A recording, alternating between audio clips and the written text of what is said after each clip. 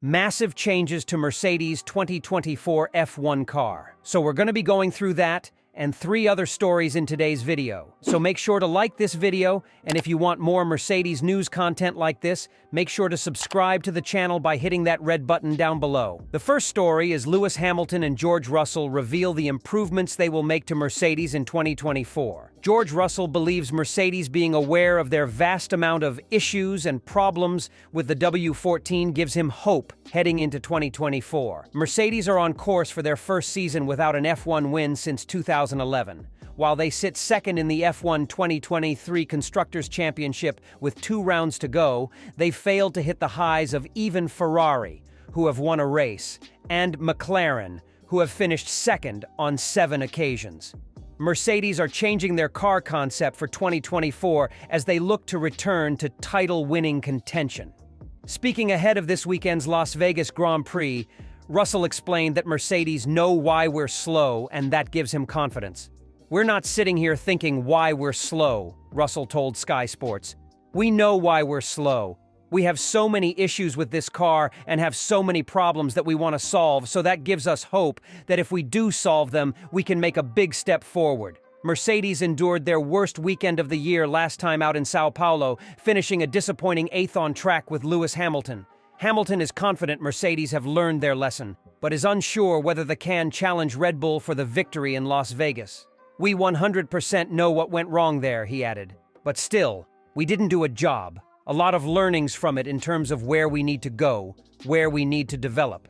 Through failure, you mostly learn from those experiences. Coming here, we hopefully have a better approach, but we still don't know how it's going to be here. It's still not a world championship winning car, and I still don't think it's a race winning car still." For Mercedes, the desire to deliver a competitive performance on the brand new street layout is particularly strong, coming as it does on the back of their dismal showing at the last race in Brazil, which team boss Toto Wolff described as his worst weekend in F1. Speaking in an exclusive interview with Sky Sports News at a Mercedes and IWC event in Las Vegas, ahead of the race weekend, Hamilton said the team now 100% know what went wrong with the setup of the W14 at Interlagos, but they cannot be certain yet how a car that has been unpredictable all season will fare in Vegas.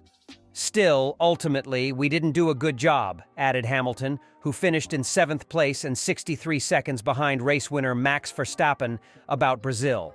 "But a lot of learnings from it in terms of where we need to go and where we need to develop. Mercedes' longer-term objective remains to return to championship contention, and the upcoming F1 off-season therefore represents a crucial winter for them as they build what they have confirmed will be a very different 2024 contender." Russell says he and Hamilton have been aligned in their feedback on the W14 through this year. He insists Mercedes understand why they have been off Red Bull's pace, and now intended to turn that understanding into a big 2024 step forward. "We have different driving styles, but the fundamental limitations that we both face are the same," Russell told Sky Sports News. "Each weekend we alternative who goes first in our post-session debrief, and often whoever speaks second says the same as what he said. So that's always a good sign when the driver speaking second, whichever weekend it is, says the same as what he said, because it shows we are on the same page. It shows the issues are clear. We are cautiously optimistic going into next year. We are not sat here thinking, why are we slow? We know why we're slow. We have got so many issues with this car and so many problems that we want to solve. So that gives us hope that if we do solve them, we can make a big step forward. But we need to go out there and actually achieve that." Asked if he would be involved at the factory in the winter work even more compared to past years, Hamilton replied, "We have had so much work that we've done through the year already. I am on a group Teams chat basically with different departments, and I will always be checking in. But, of course, I am going to unplug. I have to leave the guys to do what they do best. But I'm always going to be like, hey, I wonder how it's going. But you've just got to give them time. It takes time to develop. It's small steps each week. And then, on top of that, I've got to get my head in the right place. I've got to get fit, prepare for the next season, and spend some time with my family. It's been a killer season." The second story is Mercedes speaks out on the races for the 2024 F1 season. Lewis Hamilton has voiced the opinion that there is no need for more races in America, revealing that he has actively been pushing for a race weekend in Africa. The Las Vegas Grand Prix marked the third American race weekend on the 2023 Formula One calendar, joining the Austin and Miami Grands Prix. However, the Las Vegas race weekend has sparked controversy, with some fans becoming tired with the increasing number of race weekends in America. And seven-time world champion Hamilton has claimed that there is no need for more races in America. Instead, he believes the focus should shift to another continent. I think so. But it's not my job to decide how many races there is in America, Hamilton told Sky Sports. But we definitely don't need any more. We definitely don't need any more races. There's one more race we need, and that's going to be Africa. We have all the other continents, and why not there? So that's the one I'm working on pushing right now. F1 CEO Stefano Domenicali echoed Hamilton's desire to see a race in Africa, expressing his thoughts back in 2022. There are areas of the world that wants to have Formula One, and I think that one area that we want to develop is the African area. We are a world championship, and that's an area where we are not there. For many years, F1 struggled to establish a foothold in the American market, and Hamilton also acknowledged the noticeable increase in fan viewership in recent years. I remember we had a race in 2007 out here, and I found myself constantly trying to educate a new audience, Hamilton added. It's like they've never heard of anything that we were doing.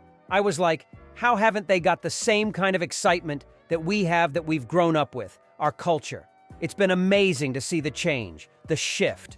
Liberty Media acquired the rights to F1 in 2017, and since then, viewership has been on the rise in America. However, the Netflix series Drive to Survive played a significant role in sparking widespread interest in the sport, not only in the USA. Viewership has experienced a rapid increase in the past few years, with more fans attending Grand Prix weekends than ever before. Toto Wolff cut an unusually frustrated figure on Saturday night after the Las Vegas Grand Prix had concluded, despite seeing both his cars come home in the points.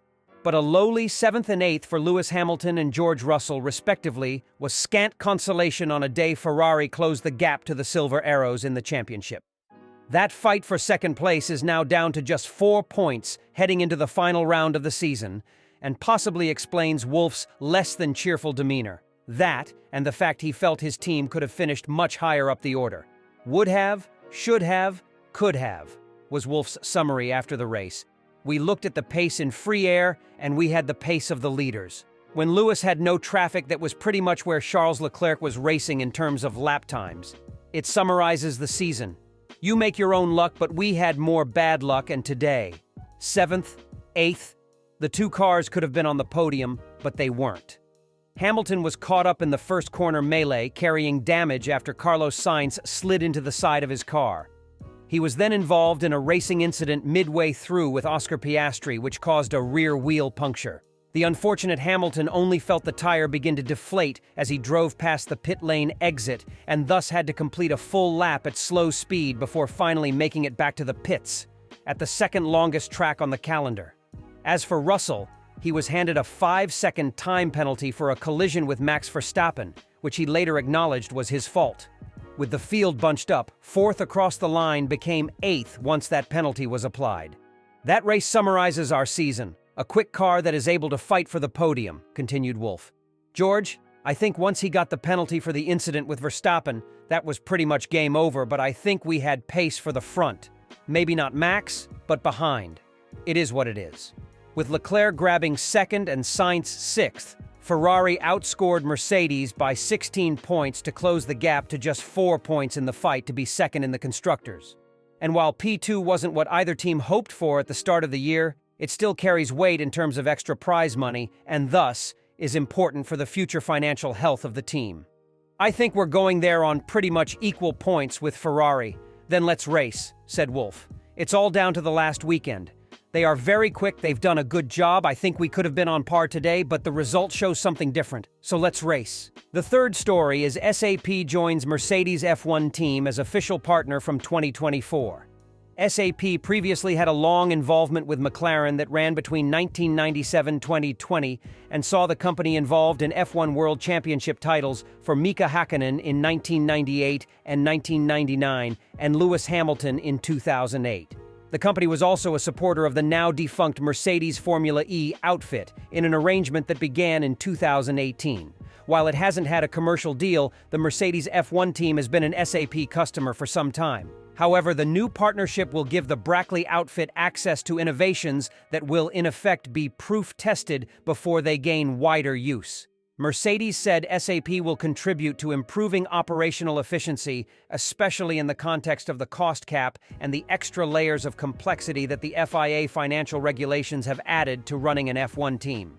The team will use SAP S/4HANA Cloud, Private Edition, which will help it to explore how artificial intelligence and cloud solutions from SAP can inform and predict decisions